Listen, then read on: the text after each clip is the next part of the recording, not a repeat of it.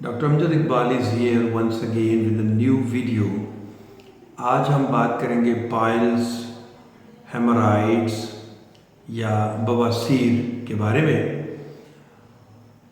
Piles में homeopathic की best medicines available हैं कि जिनसे सर्जरी की तरफ आपको नहीं जाना पड़ता और पेशेंट्स जो हैं वो सर्जरी से मुकम्मल तौर पर बच जाते हैं। पाइल्स होने की सबसे बड़ी वजह जो है वो हमारी जो डेली रूटीन लाइफ है उसका डिस्टर्ब हो जाना है। हमारी बैड ईटिंग हैबिट्स हैं, बैड स्लीपिंग हैबिट्स हैं, हमारे जो वर्किंग टाइमिंग है वो भी डिस्टर्ब है, लैक ऑफ फिज़िकल एक्सरसाइज है, एक्सरसाइज से अवॉइड करते हैं, टाइम होता नहीं है या निकालते नहीं हैं, मेंटल स्ट्रेस है। तो ये तमाम चीज़ें जो हैं वो गैस्ट्रिक प्रॉब्लम का बायस बनती हैं, जिनमें एसिडिटी होती है, कॉन्स्टिपेशन होती है, कब्ज़ का होना होता है। ये जो गैस्ट्रिक प्रॉब्लम्स क्रिएट हो जाते हैं, इन गैस्ट्रिक ट्रबल्स की वजह से फिर पाइल्स या हेमोराइड्स का मर्ज जो है वो लाक हो जाता है, जिसे हम बवासीर भी कहते हैं। होम्योपैथिक ट्रीटमेंट जो है वो बहुत शानदार तरीके से अवेलेबल है पाइल्स के लिए। किसी किस्म की सर्जरी में जाने की ज़रूरत नहीं है। इसमें पेन की रिलीफ हो जाती है, ब्लीडिंग जो है अगर हो रही है तो उससे रिलीफ मिल जाता है, स्टिंग है, ये बर्निंग सेंसेशन है, तमाम सिम्टम्स न सिर्फ ख़त्म हो जाते हैं बल्कि फॉरएवर ख़त्म हो जाते हैं अल्लाह पाक के फजल करम से, क्योंकि बहुत नेचुरल मेडिसिन हैं, 100% नेचुरल मेडिसिन होती हैं और उनके किसी किस्म के साइड इफ़ेक्ट्स नहीं हैं। इसके साथ साथ पाइल्स ठीक होने के साथ साथ जो गैस्ट्रिक प्रॉब्लम्स हैं जो हमने डिस्कस की हैं वो भी होम्योपैथिक मेडिसिन से रिकवर हो जाते हैं। पाइल्स या हेमोराइड जो है बेसिकली होता क्या है, ये Solan when around the anus है। जो हमारा एनल रिंग होता है जहाँ से स्टूल पास आउट होता है वो सोलन हो जाता है, उसकी जो वेन्स हैं वो सोलन हो जाती हैं, सूज जाती हैं। The vein situated at the lower part of rectum and anus if get swollen तो पाइल्स या हेमोराइड हो जाता है। रेक्टम के अंदर जो कि एनस से ऊपर वाला, उससे पहले वाला हिस्सा होता है जहाँ पे स्टूल जो है स्टोर होता है फॉर सम टाइम, तो रेक्टम की वेन्स या एनस की वेन्स अगर स्वोलन हो जाएं तो पाइल्स हो जाता है। और इससे बेसिकली जो प्रेशर होता है वो बहुत बढ़ जाता है, जिसकी वजह से जो वेन्स हैं वो स्वोलन हो जाती हैं और रेक्टम या एनल रिंग जो है वो स्वोलन हो जाता है।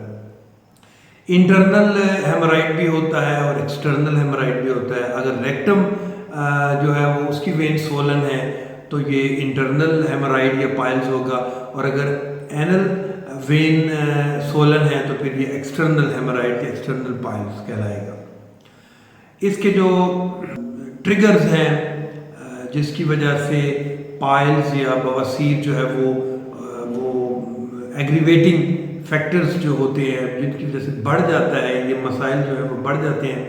वो ट्रिगर्स जो है उनमें सबसे पहले कॉन्स्टिपेशन है, हार्ड स्टूल पास आउट होता है और स्टूल पास होने की कोई रूटीन नहीं रहती, कभी सुबह कभी शाम कभी 2 दिन स्टूल पास नहीं हो रहा है, एब्डोमिनल प्रेशर जो है वो बहुत बढ़ जाता है। हार्ड स्टूल पास होने की वजह से ये और ज़्यादा इसका प्रॉब्लम होता है, एग्रीवेटिंग फैक्टर है। उसके बाद क्रोनिक हाइपर एसिडिटी है बहुत ज़्यादा, अगर मैदे में सीने में जलन है, एसिडिटी है, फ्लैचुलेंसी है, गैसेस बहुत ज़्यादा बनती हैं और इन गैसेस की वजह से इंट्रा एब्डोमिनल प्रेशर बढ़ जाता है जिसकी वजह से पाइल्स हो सकता है। Prolonged sitting for hours together, किसी ऐसे काम पर हैं जहाँ पे आपको बहुत लंबे अरसे के लिए घंटों बैठना पड़ता है और हार्ड प्लेस पे बैठना पड़ता है, तो ऐसी कंडीशन में भी पाइल्स जो है वो हो सकता है। और इससे भी जो है वो फ्लैचुलेंस होती है, गैसेस बनती हैं, इंटरनल जो इंट्रा एब्डोमिनल प्रेशर वो इंक्रीज होता है और पाइल्स हो सकते हैं। उसके बाद फिज़िकल एक्टिविटीज़ की कमी जो है वो भी ये एब्डोमिनल जो स्टमक के जो प्रॉब्लम है, पेट के जो मसाइल हैं वो बढ़ाते हैं, उन पर पाइल्स हो सकती हैं। उसके बाद ओबेसिटी है, मोटापा है, वज़न का बढ़ जाना है, ये भी पाइल्स या बवासीर का बायस बन सकती है। और प्रेगनेंसी है, प्रेग्नेंट वुमेन में इंट्रा एब्डोमिनल प्रेशर जो है वो अक्सर बढ़ता है, जिसकी वजह से पाइल्स या बवासीर डेवलप होती है। और कुछ केसेस में क्रोनिक डायरिया जो है वो भी, उसमें भी चांसेस होते हैं कि पाइल्स या बवासीर जो है उन पेशेंट्स में हो सकती है। सिम्टम्स जो हैं वो पाइल्स के डिस्कस कर लेते हैं ब्रीफली। ब्लीडिंग हो सकती है, पेन होता है during and after passing stool, anal itching हो सकती है, वहाँ पे दैट पर्टिकुलर पार्ट में एनल रिंग के इर्द गिर्द खारिश होती है, बर्निंग सेंसेशन होती है, बहुत जलन सी महसूस होती है। अब हम होम्योपैथिक मेडिसिन डिस्कस करेंगे ब्रीफली, चंद मेडिसिन डिस्कस करेंगे। मेडिसिन तो इसके अलावा और भी हैं। सबसे पहले नक्स वोमिका है।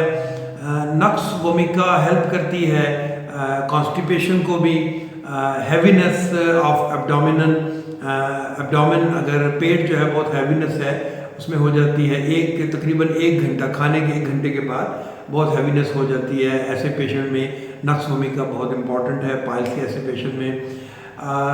और कॉन्स्टिपेशन की सूरत में पेशेंट्स जो हैं वो मतलब स्टूल पास आउट करते हैं, लेकिन वो सेटिस्फाइड नहीं होते, उन्हें फील होता है कि अभी कुछ स्टूल जो है वो बाकी है, पूरी तरह से उन्हें तसल्ली नहीं होती।